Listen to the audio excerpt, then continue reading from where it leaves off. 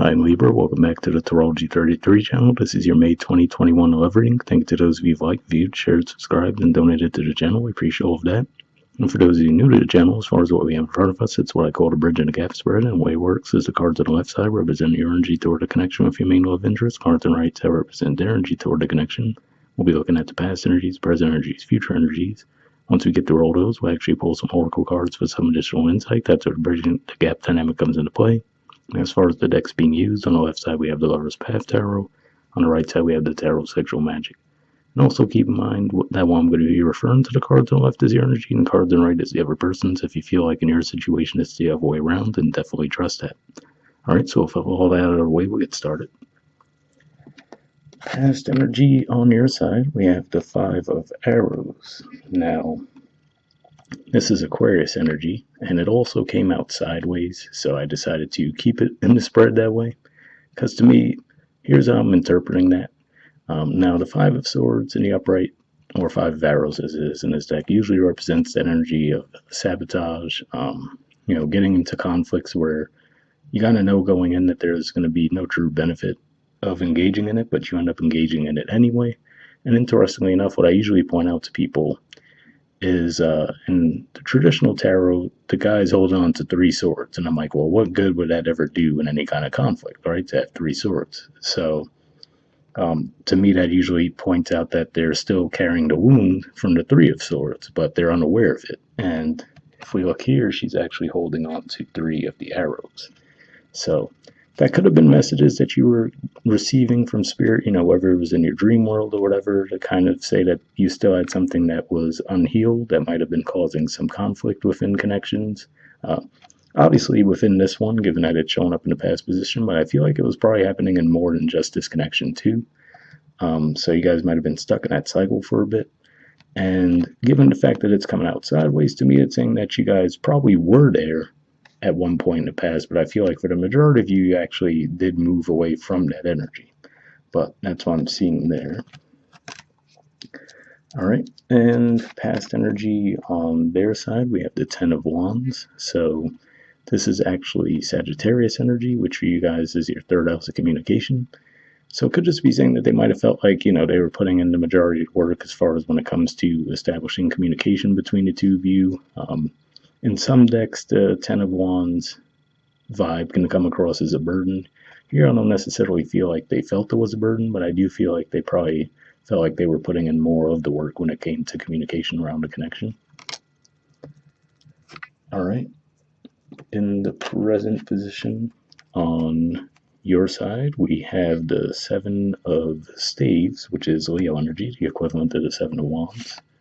The Ace of Staves, so the Ace of Wands, and the Ace of Arrows or Ace of Swords. So to me, this represents, even though I feel like you've gotten out of that conflict type energy with the Five of Swords, it looks like you still definitely have your guard up in some way. But what's interesting to me is I feel like with the Ace of Staves showing up behind that, I feel like it's saying that underneath it all, you probably do have a desire for, I feel like you want to engage in the situation as well.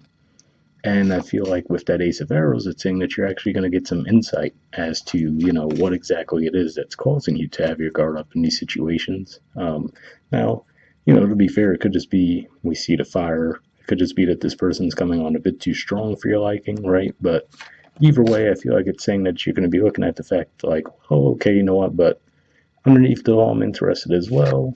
So I'm actually pushing it away, and it could just be as simple as maybe you have to communicate to this person that, yeah, maybe you're interested, but, you're just not ready to move at the pace that they're ready to move at. They did have a Sagittarian energy in the past, which definitely is a bit more fast-paced energy than a Libra. All right. Present energy on their side, we have the Chariot. So this is the major arcana energy for Cancer, which you guys is your 10th house. And of course, throughout May, we're going to have Mars moving through that sign too. So again, could just be saying that the thing is they just might be moving at a faster pace than you are, so it could just be as simple as that maybe the attraction is mutual, but it just seems like this person's just, a bit ahead of where you are. The Chariot representing that energy of forward movement. It seems like they're definitely a bit more sure of themselves around this connection. And whereas at least up until the present moment, it looks like you weren't necessarily there. So it looks like you might be catching up with that Ace of Arrows energy, but that's how I'm reading it. All right. And the future energy on your side, quite a few cards came up. We have the Nine of Cups, which is Pisces energy, the Two of Staves, which is Aries energy, Three of Staves, also Aries energy, and Magic, so the equivalent of the Magician. So to me, I mean, this is really saying that as a whole, the message to me coming across with this is you, being more sure of what you actually want. And, usually the Nine of Cups represents an energy of contentment. And in traditional tarot, we see the guy kind of sitting there with their arms crossed. Here, what always stands out to me in this deck in particular is we see the one cup by itself, which makes me think of like Ace of Cups energy. And then we see the 8 extra cups, almost in the form that you would see the Ten of Cups in like that rainbow type format. So to me, this is saying, representing you guys being more sure of what you want and actually putting in the work to manifest that. So with the Two of Staves, it could be as simple as expressing what it is you want, putting it out into the universe. And I feel like that's saying that, once you do that, someone will actually come along to meet you halfway. And then obviously you could say that, beyond this fact that it looks like obviously you'd be manifesting the connection going that way, this is just saying that you guys feel like you're really on the same page with this person and you'll get that forward progress. Now, for some of you, it could totally be with this person. I feel like that's going to depend on what that Ace of Arrows energy is for you, Like I said, for some of you, it's going to come to a realization of why you were pushing it away. So is it because it was this person in particular that you weren't interested in, or something that you guys might have been blocking in general when it comes to love and freeing up from that? So I could see it going either way. I feel like for the majority of you, this is saying that it is within this connection, but obviously for some of you, it can just be a realization that you're going towards someone new. All right. And future energy on their side, we have the Ace of Chalices, which is the equivalent to the Ace of Cups, and the Eight of Swords. So, interestingly enough, now it's like, it almost seems like they're backtracking, not necessarily in a negative way, but I feel like the primary way that I'm picking up these two energies together is that it feels like your change of pace might seem a bit abrupt to them, to where they might be like, well, where did this come from? You know what I mean? So, could just throw them for a bit of a loop. So that's definitely one way I could see it. For others, you could just be saying that, if, depending on how long this takes for that future energy to play out, if they end up in another connection, for example, possibly, and you come back around, it could just be saying that might serve for a temptation for them, So keep an eye out for that during the Mercury retrograde season, for example, which will be starting around technically the end of May, but it'll be in shadow from around the middle of May. So. But yeah, for the majority of you, I feel like this is primarily saying that they're almost not going to know how to handle your change of pace all of a sudden, because if they're running into these blockages in the past and the present, and then all of a sudden, I mean, this is a great energy you guys are going to be in the future. Don't get me wrong. I mean, I think anyone would love to have this type of energy come through for them, but again, for them, it just might seem like such an abrupt change that they're like, what's going on here, So I think it'll be a minor blip for the majority of you, but something to be aware of at the very least. All right, bottom of the deck on your side, we have Wisdom. So this is actually the equivalent of the High Priestess in traditional tarot, which for me is usually Pisces energy. But this could just be saying that you guys have gone inward, like I said, getting that insight into maybe ways that you might have been pushing away love, and why that may have been the case. Like I said, for some of you, it was possibly just a lack of interest toward this person in particular, or for others of you, it was more of like a pattern that you had because you might have had something unhealed within you. Looks like you are going to be moving away from that, which is awesome, and actually, like we said, getting that forward progress. And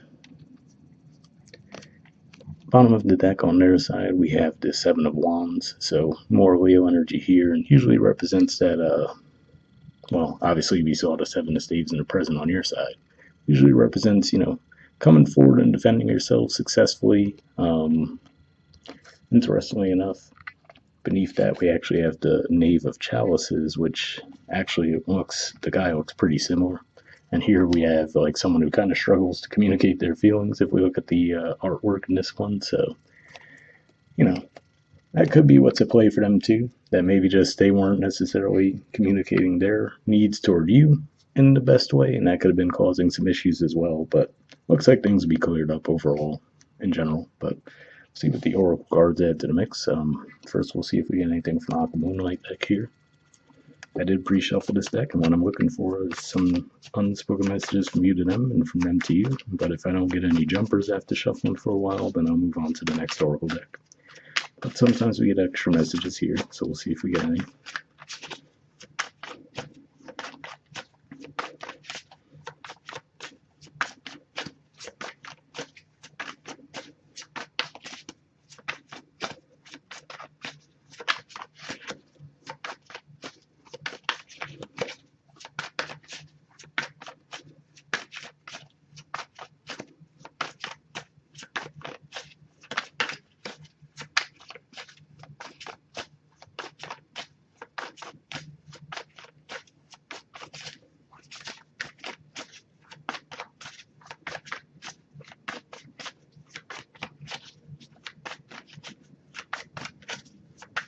Okay, nothing there, so we'll see if we get any from them to you now.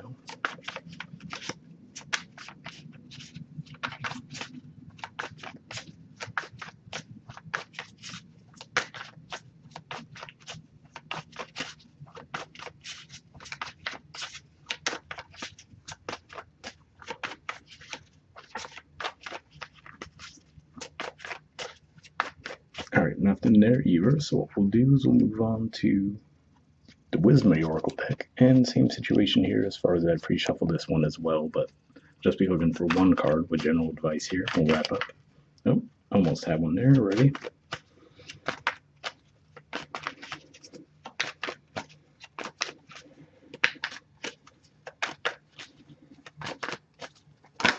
Okay, there we go.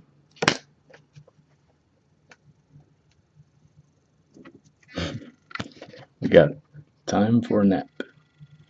There's the artwork and the number's 24. Alright, so let's see what it says.